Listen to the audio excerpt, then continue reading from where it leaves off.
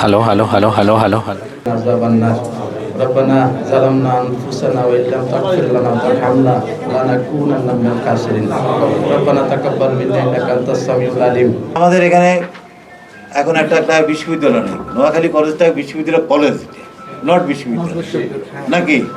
এই যে আমরা চাইছি যে আগে একটা বিশ্ববিদ্যালয় করি, আর যদি কেউ যদি বেসরকারিভাবে যদি করে সেটা আমাদের উদ্যোক্তাদের কথা না। এখানে স্বাস্থ্য সেক্টর যেরকম আমাদের উদ্যোক্তাদেরকে আমরা পরামর্শ দিয়ে তাদেরকে বলবো যে আপনারা এখানে কিছু ইনভেস্টমেন্ট করেন, সেটা যদি কেউ আগ্রহী হয় নিশ্চয়ই আমরা সাহায্য করি। কিন্তু বেসরকারিটা তো আমি কমিটমেন্ট করতে পারি, এটা তো সবার সাথে আলোচনা করি, এটা আলোচনা করতে পারি।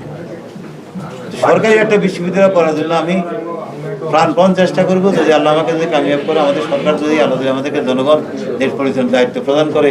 কারণ আমি মনে করি যে আমাদের একটা বড় প্রায়োরিটি হলো একটা বিশ্ববিদ্যালয় করা, কারণ এটা আমাদের জেলার ঐতিহ্যকে ধরে রাখার জন্য দরকার। জেলাকে এই যে একটা কথা যে আমাদের জেলাতে একটা বিশ্ববিদ্যালয়। তো নোয়াখালী হাসপাতাল, আমার এখানে একটা দাবি আছে, নোয়াখালী হাসপাতালের শয্যা বৃদ্ধিকরণ আধুনিক।